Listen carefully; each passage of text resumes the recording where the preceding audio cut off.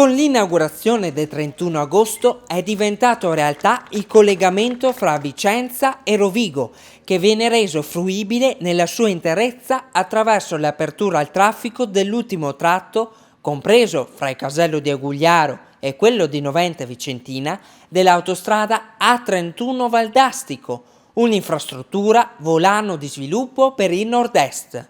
Stiamo parlando di un'autostrada che quando sarà completata sarà di 130 km, ci mancano gli ultimi 40 km e quindi il collegamento sulla 22 e sulla Brennero per noi è strategico e vogliamo discutere con il governo affinché questo lo si possa fare e direi che dai presupposti lo si farà. Già domani noi in giunta regionale presenteremo la delibera per la costituzione del comitato paritetico, il che vuol dire che noi diamo avvio ai lavori assieme al Ministero delle Infrastrutture e alla Provincia Autonoma di Trento. E dopodiché investire non solo sotto profilo infrastrutturale ma anche della promozione dei servizi. Abbiamo un progetto da 3 miliardi di euro, l'abbiamo presentato nel 2010, abbiamo dato avvio a 925 cantieri, per oggi ci aspettiamo un aiuto. È quell'aiuto che invochiamo quotidianamente visto e considerato che siamo il territorio del residuo fiscale attivo per 21 miliardi di euro di tasse all'anno, quindi investire nel Veneto vuol dire investire nei bilanci pubblici. L'apertura al traffico dell'autostrada A31 Valdastico Sud concretizza il raggiungimento di un importante traguardo per il territorio veneto e per tutto il paese e rappresenta un forte stimolo perché l'infrastruttura possa trovare finalmente compimento con il completamento del suo naturale sbocco anche a nord.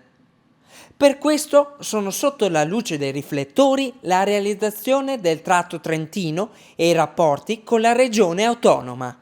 Trentino ha già in sua programmazione un corridoio di collegamento, adesso bisogna studiare la soluzione migliore, d'accordo con le popolazioni, in accordo con la provincia autonoma di Trento. I due presidenti sono persone molto ragionevoli e serie e credo che troveremo una soluzione che possa consentire a tutti di completare anche questo asse. Secondo Del Rio, la mobilità deve essere intesa in maniera integrata e sostenibile. Occorre coordinare e connettere le strutture ferroviarie, portuali e aeroportuali con una rete stradale ed autostradale di qualità. I 54 km della Valdastico Sud si aggiungono ai 36 del tratto Vicenza-Piovene-Rocchette, aperto al traffico nel 1976 e concepito nel 1970 per unire Trento a Rovigo. Questo corridoio dal Mediterraneo alla Scandinavia che interseca la 4, il corridoio Lisbona-Kiev, diventa strategica per le popolazioni, diventa strategica per tutti i fini oggi legati e connessi alla mobilità. Abbiamo fatto i debiti, li pagheremo. Una nuova autostrada è una risorsa al servizio dello sviluppo, per sostenere il sistema economico, per migliorare le relazioni fra persone, favorire lo scambio di idee, creando le condizioni per la crescita della cultura e della conoscenza. Il traguardo del completamento e l'apertura della Valdastico Sud contribuirà alla mobilità delle persone per fini professionali, turistici, culturali e formativi. I comuni connessi alla A31 si aspettano un grosso impulso nella logistica degli spostamenti e nella qualità della vita dei cittadini.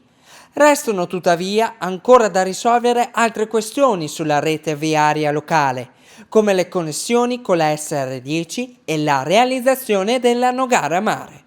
C'è necessità, ma urgente, della Nogara Mare. Il delta del Po noi lo sviluppiamo solo se portiamo infrastrutture come questa e la Nogara Mare. Sicuramente una struttura di questo genere può collegare, anzi collega l'Alto Vicentino al Rodigino, quindi tutta un'area che comprende il Basso Vicentino e poi anche il Basso Padovano e quindi un'opportunità di sviluppo socio-economica. Sicuramente un'opera strategica, però noi siamo a festeggiare a metà perché stiamo attendendo da quasi 40 anni il completamento della strada regionale 10 che ci permetterebbe di usufruire al 100% questa grandiosa opera infrastrutturale.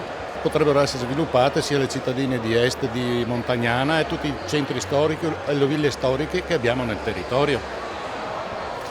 Sì, il momento è particolarmente negativo dal punto di vista della crisi economica, eccetera, però questa infrastruttura per il nostro territorio credo sia fondamentale per cercare di riuscire a cogliere quelle opportunità che nel corso dei decenni precedenti non ci sono mai state. Credo sia una delle poche opere importanti che è stata inaugurata. Crediamo che sia un'infrastruttura importante per congiungere i territori e le persone, darà opportunità sia per lo sviluppo economico ma anche per tutto quello che è il giacimento culturale che hanno i nostri territori e quindi avvicinare i nostri territori ai tanti turisti che possono venire dall'area del nord o che vengono dall'area del sud. È una grande opportunità se questa infrastruttura sarà completata anche con la Valdastico Nord, ma mi pare che tutti i ragionamenti sia del governo che della regione oggi vadano sicuramente in questo senso.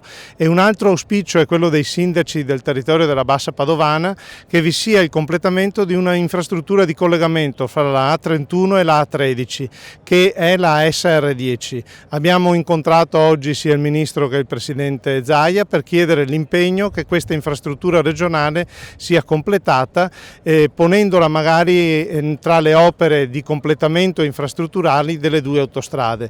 È necessario avere anche quest'opera perché tutto il territorio sia alla pari all'interno del territorio provinciale, all'interno del territorio regionale.